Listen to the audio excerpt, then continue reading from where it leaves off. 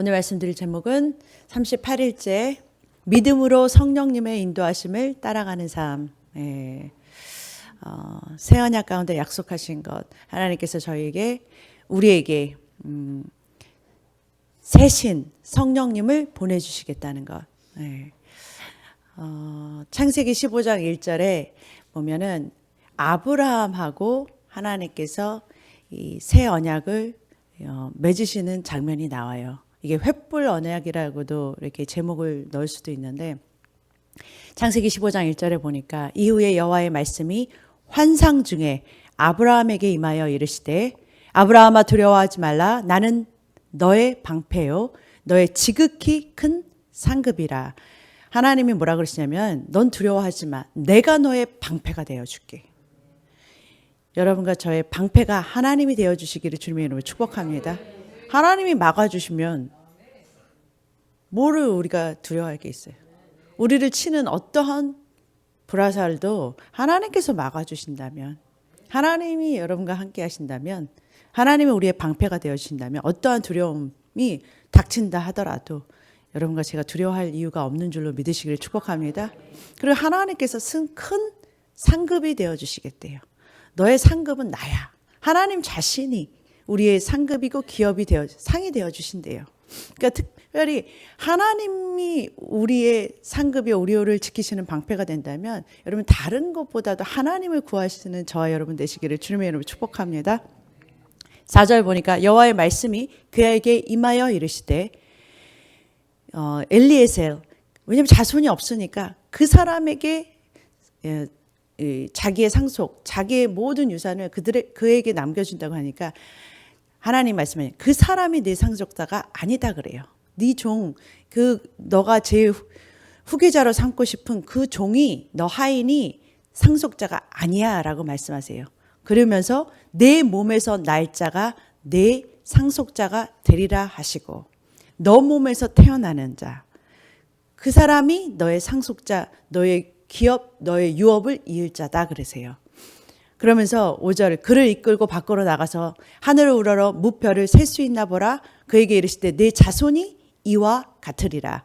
6절, 아브라함이 여호와를 믿으니 여호와께서 이를 그의 의로 여기시고, 하나님이 말씀하신 걸 믿었어요. 하나님께서 너에게 수많은 별같이 이렇게 많은 후손을 너에게 줄 거야라는 그 사실을, 하나님이 말씀하시는 그 약속을 믿었다라는 거예요. 아브라함은 처음부터 창세기 12장에 보면은 너 본토 고향집을 떠나라 하고 했을 때 짐을 그 보따리를 다, 이삿짐을 다 싸고서 그냥 하나님께서 그곳을 떠나, 내가 너에게 줄 땅이 있어라고 했을 때 그냥 이동했거든요. 그가 그냥 시작하는 그 발걸음을 하나님께서 축복하셔서 창세기 12장 1절에 너를 통해서 온 이방인들이, 온 세상에 있는 열방이 너를 통해서 복을 받을 거야. 너는 축복의 근원이 될 거야. 복의 근원이 될 거야 라고 선포해 주셨거든요. 그러면서 아브라함이 여기까지 하나님께서 인도하셨어요. 하나님께서 너를 통해서 이 수많은 별과 같은 그러한 자손을 너에게 줄 거야 그러세요. 그러면서 이것을 하나님의 이 말씀을 믿으니까 그것을 그의 의로 여기셨다. 이게 바로 아브라함의 믿음의 조상이 된 거예요. 그가 어떤 일을 했기 때문이 아니라 하나님을 믿으니까 그것을 의로 삼아주시는 믿음의 조상이 되었다라는 거예요. 7절, 또 그에게 이르시되 나는 이 땅을 내게 주어 소유를 삼게 하려고 너를 갈대아 우르에서 이끌어낸 여호와라 그러세요. 근데 이 땅이 어떤 땅이면 지금 가나안 땅이에요. 그에게 이르게 한 땅이 어디냐? 가나안 땅이에요. 그가 이르되 주 여호와여, 내가 이 땅을 소유로 받은 것을 무엇으로 알까? 내가 이 땅을 대대로 내 자손까지 내 소유로 받은 걸 어떻게 알겠습니까? 라고 물어보는 거예요, 아브라함이. 그랬더니 하나님께서 뭐라 그러냐면 너 3년 된 암소, 3년 된 암염소, 그리고 3년 된 숫양, 산비둘기, 집비둘기 새끼 가져와 그러세요. 그게 뭐냐면은 이 앞에다 놓고서 아브라함이 그걸 가져와요. 가지고서 그 중간을 딱 쪼개요. 그래서 뭐를 하냐면은 이 하나님이 뭐냐면은 지금 뭐냐면은 이 재물을 갖다가 하나님 앞에 쫙 이렇게 놓은 거예요. 하나님 앞에 이렇게 쪼개가지고 놓고서 지금 뭐냐면 아브라함이 하나님이 어떻게 응답하실지를 지금 기다리고 있는 상황이에요. 근데 늦게까지 하나님께서 아직 어떤 대답도 안 하세요. 어떤 응답이 없으세요.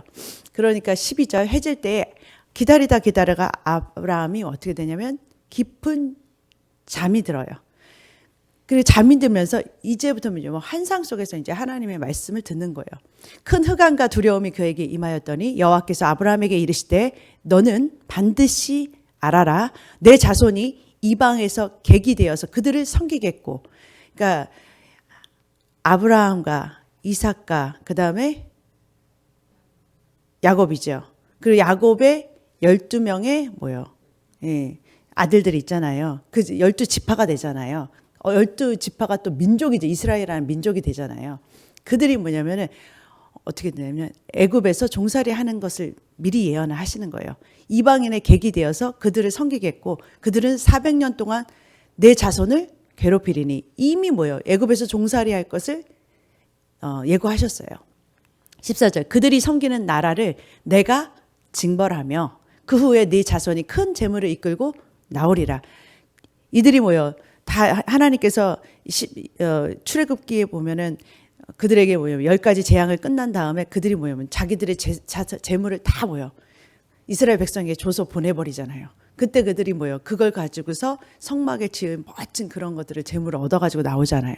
17절 해가 져서 어두울 때 연기 나는 화로가 보이며 타는 횃불 쪼갠 고기 사이로 하나님께서 확 지나가신 거예요. 내가 이룰 거야 하면서. 누가 이루신다? 하나님이 이루신다라는 거예요. 내가 이렇게 해줄 거야. 내가 약속하고 내가 너의 자손을 하늘의 별 같은 자손을 내가 너한테 줄 거야. 그리고 내가 이 땅을 가나안 땅을 너에게 줄 거야 라는 약속을 지금 하나님께서 너가 하는 게 아니라 내가 이룰 거야 라고 타는 횃불 쪼갠 그 두 재물 사이로 누가 지나가시면 하나님께서 확 지나가세요. 그러면서 내가 이룰 거라는 것을 보여주시는 그 새 약속을 하는 장면이 나오세요.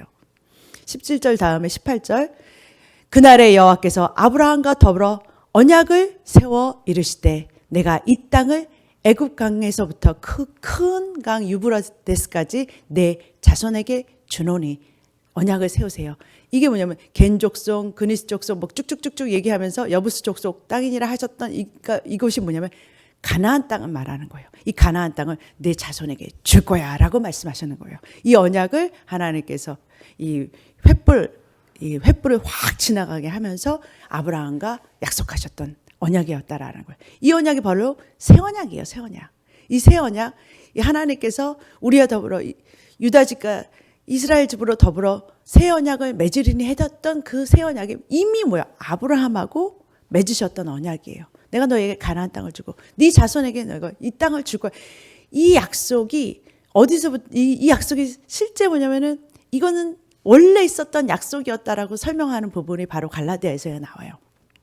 갈라디아서 3장 13절에 그리스도께서 우리를 위하여 저주를 받은 바 되사 율법의 저주에서 우리를 속량하셨다.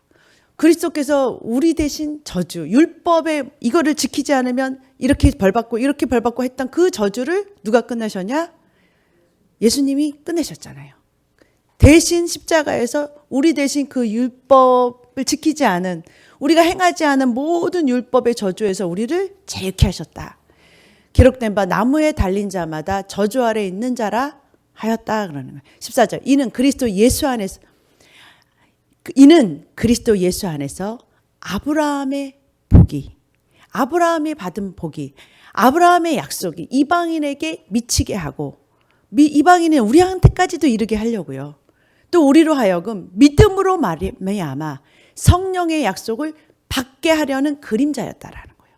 우리로 하여금 하나님께서 아브라함에게 약속하셨고 그 조상에게 약속하신 그 믿음의 조상에게 약속하신 그것이 누구한테까지 이르게 우리한테까지 우리도 하나님으로부터 그 약속을 받게 하게 그 축복을 받게 하고 싶어서 하나님께서 이미 약속하신 약속이었다라는 거예요.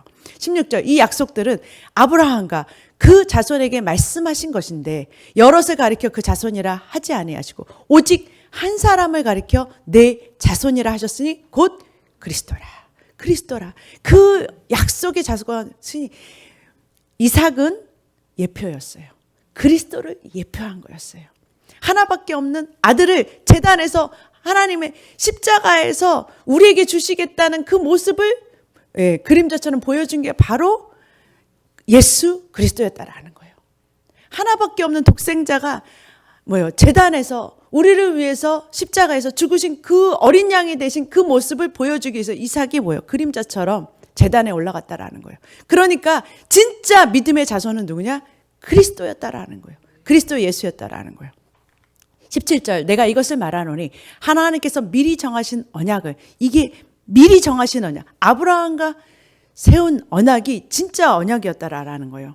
430년 후에 생긴 율법, 모세가 받은 것은, 모세는 이 누구의 후손이에요?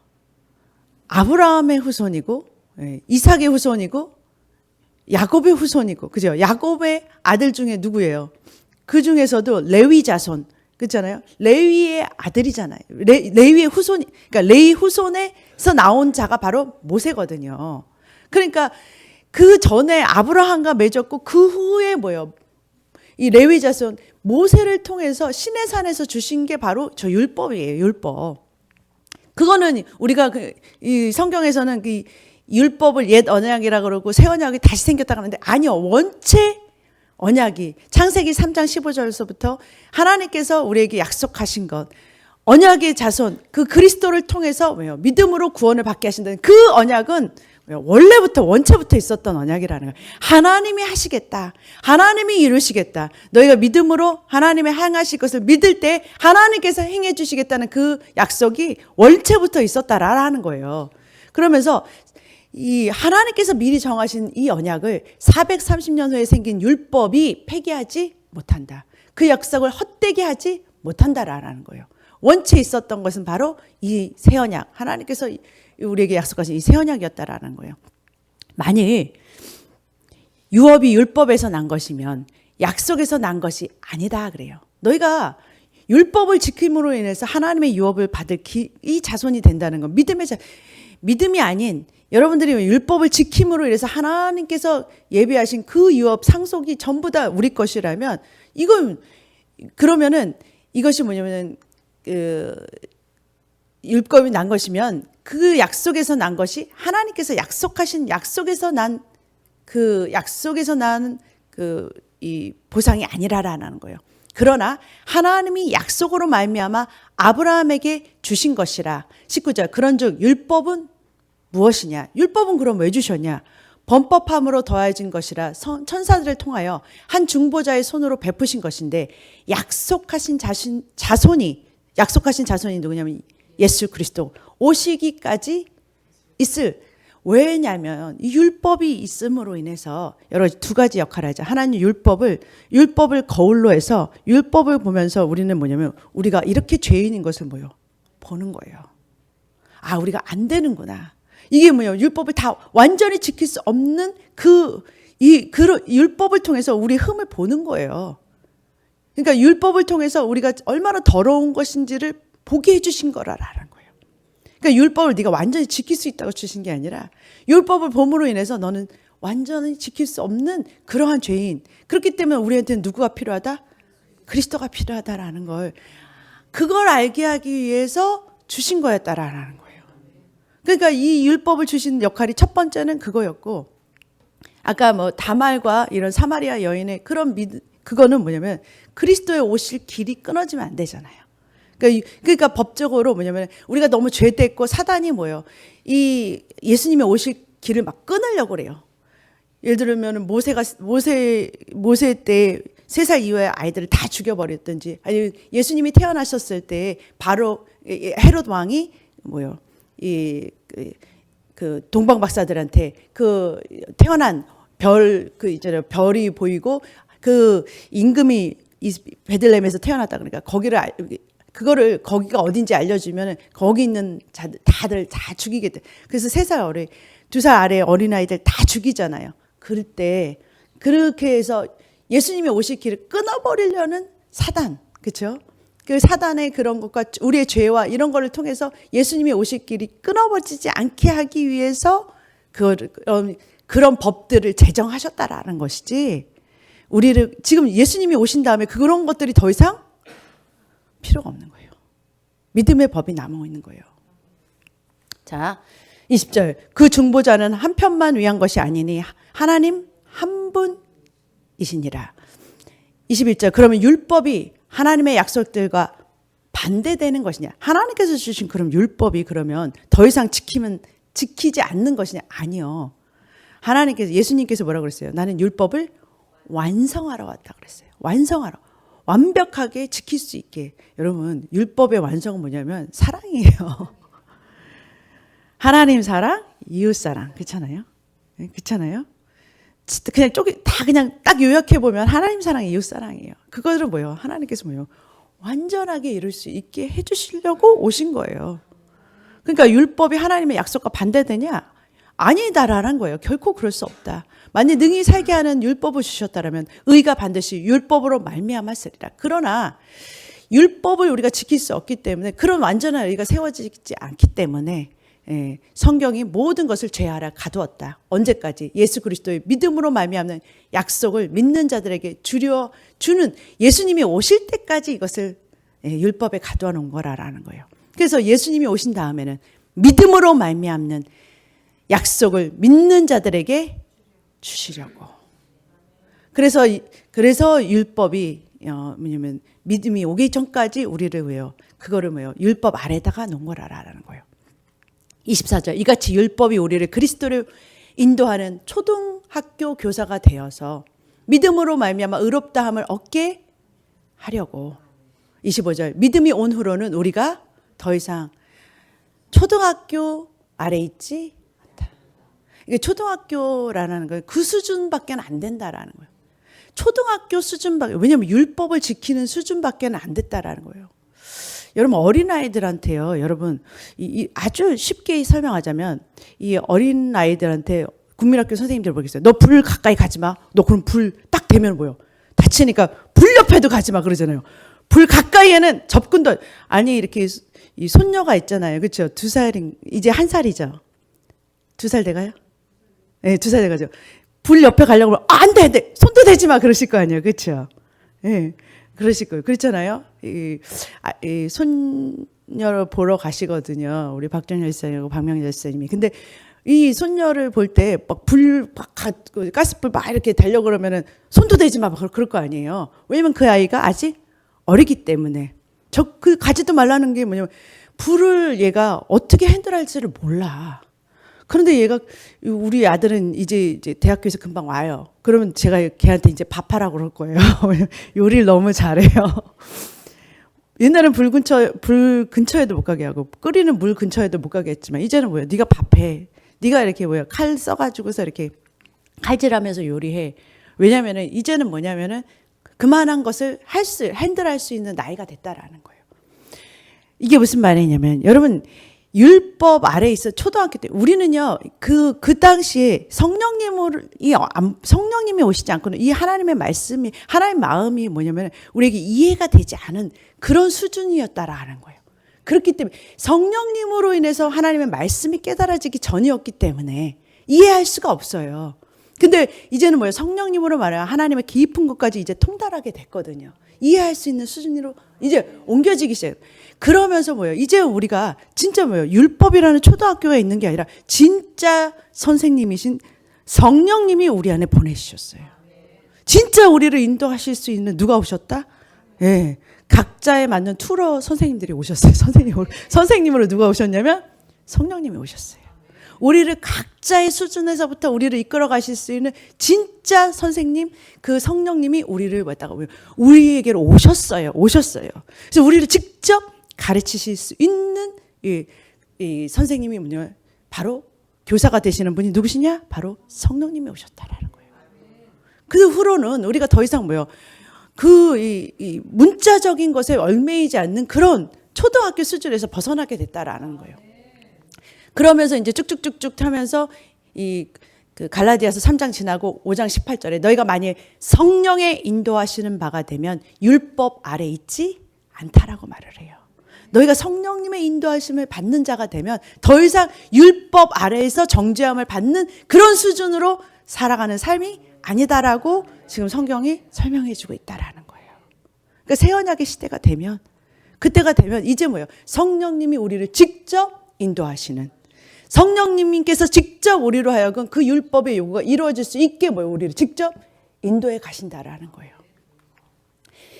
그러면서 히브리서 3장 15절에 아까 말했던 이스라엘 백성 스토리가 나오는 거예요. 스토리가 나오면서 성경에 일렀을 때 너희가 그의 음성을 듣거든 경노하시던 때와 같이 너의 마음을 완고하게 하지 말라 하였으니 너의 마음을 굳은 마음이 되지 말게 하라 그러는 거예요.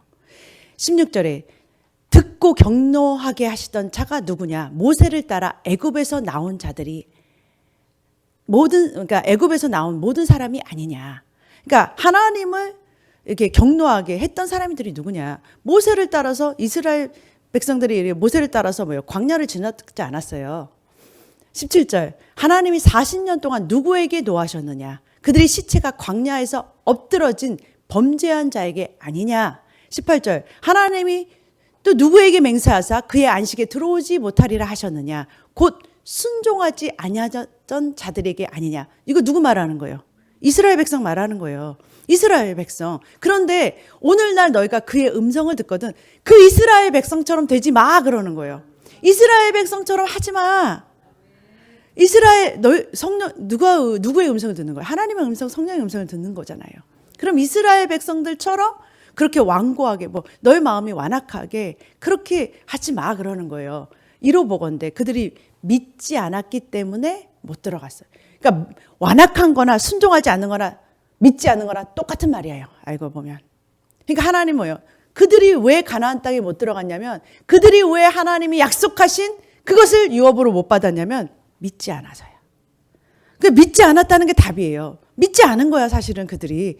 믿지 않았기 때문에 순종이 안 나왔고 믿지 않았기 때문에 그들의 목이 굳어진 마음이 굳은 거예요. 그러므로 3장 19절 다음이 바로 4장 1절이에요. 그러므로 우리는 두려워할지니 그의 안식에 들어갈 약속이 우리한테 남아있을. 우리도 똑같이 이스라엘과 똑같이 하나님께서 아브라함에게 주신 가나안 땅의 약속이 우리에게 있다라고 말씀하세요. 너희가 받을 유업이 있어. 하나님께서 그렇게 말씀하시는 그 유업. 하나님 예수님이 받으신 예수님과 같은 우리가 상속자라고 유업을 이을 자라고 말했던 그 유업. 그게 가나안 땅의 약속인데 그 너희 중에 혹 이르지 못할 자가 있을까 함이라. 왜냐면 이스라엘 백성이 다 들어간 게 아니거든요. 이스라엘 백성이 다 약속받고 다 들어간 게 아니라 여호수아 갈렙과 그 광야에서 태어난 세대 외에는 애굽에서 나온 자들은 못 들어갔거든요. 2절 그들과 같이 우리도 복음을 받았대요. 복음을 들었대요. 그러나 그 들은 바 그 말씀이 그들에게 하나도 복음이었는데 복음이 복되지 않은 이유가 뭐예요? 복음인데 굿뉴스인데 왜 안 기뻐? 왜 좋은 일이 안 생겨? 왜 굿뉴스의 그 복음이 그들에게 하나도 유익이 되지 않는 삶이 되냐? 이스라엘 백성같이 계속 불평하고 컴플레인하고 다시 그냥 세상으로 갈래요. 그런 삶이 왜 그렇게 되냐? 듣는 자가 복음을 들었던 자가 믿음과 합하지 않았다. 너의 믿음과 하나님의 약속을 같이 연합하지 않았다라는 거예요. 이미 믿는 우리들은 그 안식에 들어간다 그래요. 우리가 여러분과 제가 믿는 우리들은 그러니까 믿음의 법이에요. 믿음의 법 하나대로. 말씀대로 믿음의 법이에요. 믿으면 누가 일하신다? 주님이 일하는 안식이에요. 여러분 안식은요. 그러니까 그냥 주님이 일하시는 날이 주일이고 안식이에요. 나는 주님은 머리로 나는 그의 몸으로 주님이 일하시는 주인이 되는 날이 안식이다. 그게 안식이 성경의 진짜 안식은 그냥 푹 쉬어가지고서 그냥 쉬는 게 아니라 하나님이 머리가 돼서 주님이 일하시는 날이 안식이에요. 주님이 일하시면 잘 되겠어요? 못 되겠어요? 주님이 일하시면 여러분 주님이 일하면 복된 날이 되는 거예요. 로마서 8장 1절 그러므로 그리스도 예수 안에 있는 자에게는 결코 정죄함이 없나니 이는 그리스도 예수 안에 있는 생명의 성령의 법이 죄와 사망의 벌에서 너를 해방하였다. 율법이 육신으로 말미암아 연약하여 할 수 없는 그것을 누가 하신다? 하나님이 해주세요. 하나님이 해주세요. 우리는 못해요. 그럴 때 누가 해주신다? 하나님이 해주신다는 거. 성령님이 이끄시는 바가 되면 율법 아래 있지 않게 된다. 성령님을 따라가시는 저와 여러분 되시기를 주님으로 축복합니다. 이제 성령님께서 우리의 길을 뭐예요? 이스라엘 백성들에게 불기둥 구름기둥으로 인도하신 것처럼 우리도 뭐예요? 인도하신다. 약속하셨잖아요. 확실한 거는 인도하셔요. 그러니까 여러분과 제가 뭐냐면은 인도하시는 것을 여러분 믿으시기를 주님으로 축복합니다. 성령님이 오셨어요. 이제 뭐예요? 우리의 갈 길을 여러분 이제 무엇보다도 확실한 건 새 언약의 약속이에요. 하나님께서 약속하신다면 하나님은 반드시 뭐예요? 당신의 이름을 걸고 맹세하신 약속이기 때문에 하시는 거예요. 하나님이 이루세요. 하나님은 확실히 믿고 성령님께서 인도하신다고 그랬으면 인도하신다라는 걸 믿음으로 받으시기를 주님이 축복합니다. 이런 거 제가 아니 성령님은 보이지 않는데 여러분 보이지 않는 것을 따라가는 게 믿음이죠. 아니 확실히 있어. 확실히 오감으로 다 느껴져. 다 보여. 그랬는데 그런 여러분 도마가 못 자고 다 만져봤어. 그러고 믿는데 여러분 본 것을 믿는 건 믿음이 아니에요. 다 알려진 사실을 믿는 건 믿음이 아니에요. 보이지 않는데 약속하셨어. 근데 나는 확실히 믿어. 그게 믿음이에요, 여러분. 하나님께서 하신다는 그 약속을 믿음으로 성령님의 약속, 인도하시는 약속을 믿음을 따라서 여러분 승리하는 저와 여러분 되시기를 주님의 이름으로 축복합니다. 기도하겠습니다.